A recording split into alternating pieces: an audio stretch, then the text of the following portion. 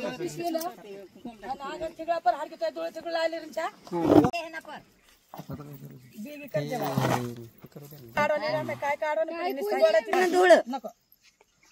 तिगळून यायला नवं डोळा तिगळा पर ना त्याने पिशवी आता पाहत.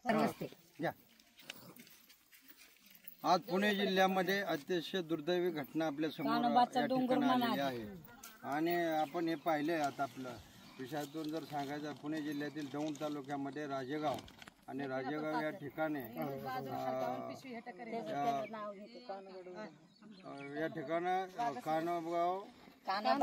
कानोबा या डोंगराच्या शेजारी जे 5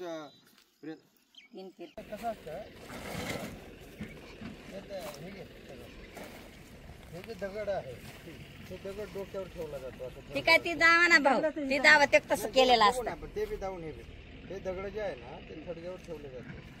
आता हे तर 4-5 थडगे होते. अरे बाळानं कशी 3 होती 3 काढून हे जे असं जमीन ही आधी गायरन नाही फॉरेस्ट आहे म्हणत होते म्हणून आम्ही ही सगळं इथं केलंय. आता त्यांनी कुणाच्या ताब्यात घेतल्यात का तशी तपास लावून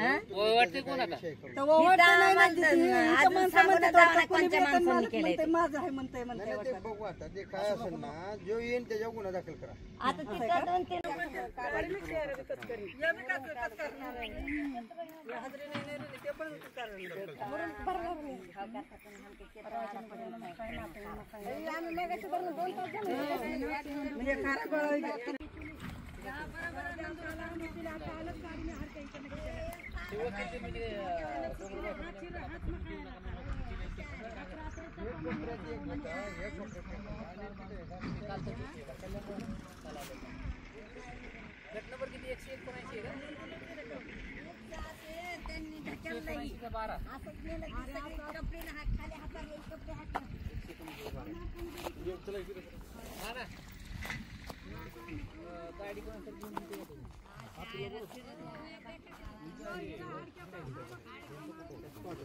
नाही हे कसं आता ह्याने उकळून टाकलं ना ते. आता ते बघा एक कापड जे आहे त्या ह्याच्या ढकलत कुठं नेलंय ते 3-4 दगडी तिकडे फार कोपऱ्यात नेलंय. बरोबर. आता हे एक दगड आहे तो म्हणजे ह्याच्या आजूबाजूला लावले त्याच्या आजूबाजूचे तिथे एक दगड आहे. बरोबर. 2 मुलं आणि 3 60-70 वर्षापूर्वीची तिकडे माती दिलेली त्या माणसाच्या पलीकडे त्यांच्या चुलत्याचं हे काय येतं असे पलीकडे काळे आणि पलीकडे काळ्याचे चांगले 10-12 असतील पलीकडे. असं आपल्याला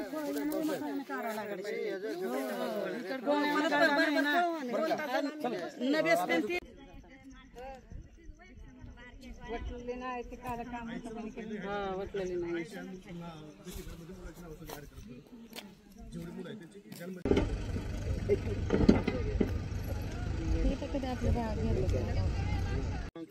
क्रमांक 179/12 मध्ये सपाटीकरण करताना पाडे समाजाचे मयत लोकांचे 4 ते 5 प्रतांची हाडे दिसून आली. त्या हाडांचे त्यांच्या रीतिरिवाजाप्रमाणे अंत्यविधी करण्यात आला आहे. पुन्हा अंत्यविधी करण्यात आलेला आहे. एवढं झालेलं आहे. मी महेंद्र बोही, मंडल अधिकारी, रावणगाव. माझ्या लग्नाच्या टायमाला ते लग्न झालं 2-3 वर्षांनी झालं.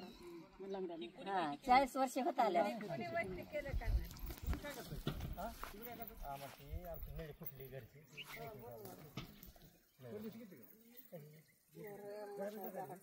आपल्या घरी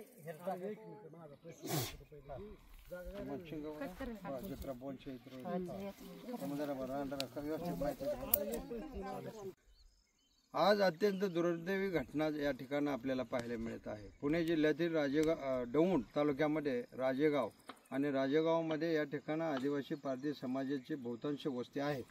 गेले 50 ते 60 वर्षापासून या ठिकाणी काही एक्सपायर झालेले किंवा या ठिकाणचे जे मृत पावलेले व्यक्ती आहेत त्या व्यक्तींचे प्रेताचे दफन या डोंगरामध्ये केले जात होते. परंतु काही दिवसापूर्वी या ठिकाणी असं आढळून आलं की या ठिकाणी डोंगराच्या कडेला कोणीतरी एका शेतकऱ्यानं या ठिकाणी तुमचे जमिनीचं हे करत असताना या ठिकाणचे 5 प्रेत काढून त्याचे नाहीच तेथील थडगी हे नाहीसे करण्याचा प्रयत्न केला, परंतु त्या ठिकाणी त्यांचे जे हाडं होते ते हाडं बाहेर अस्तव्यस्त पडलेली होती. आज त्या हाडाचे सगळे एकत्रित करून या ठिकाणचे सर्कल आणि तलाठी यांच्या उपस्थितीमध्ये त्यांच्या सदर विषय पंचनाम्यानुसार शासकीय पंचनाम्यानुसार त्या प्रेतांचे या ठिकाणं आपण खड्डा घेऊन त्या ठिकाणं पुन्हा त्याचं दफन करत आहोत. परंतु महाराष्ट्रामध्ये एक दुःखद बाब हे आहे की महाराष्ट्रामध्ये जिवंतपणे पारधी समाजाला जागा दिली जात नाही आणि मृत्यूनंतर देखील जागा दफन करण्यासाठी वनवन भटकंती करावं लागते. स्वातंत्र्यामध्ये उद्याचा 78वा स्वातंत्र्य भारत चा सण साजरा केला जात आहे, परंतु पुण्यासारख्या जिल्ह्यामध्ये जिवंतपणे या ठिकाणं पारधी समाजाचे हाल होताना दिसून येत आहे. परंतु मेलेल्या प्रेताला सुद्धा या ठिकाणची लोक त्याचे विटंबना करण्याकरता ते सोडत नाही. हे दुर्दैवी चित्र आहे.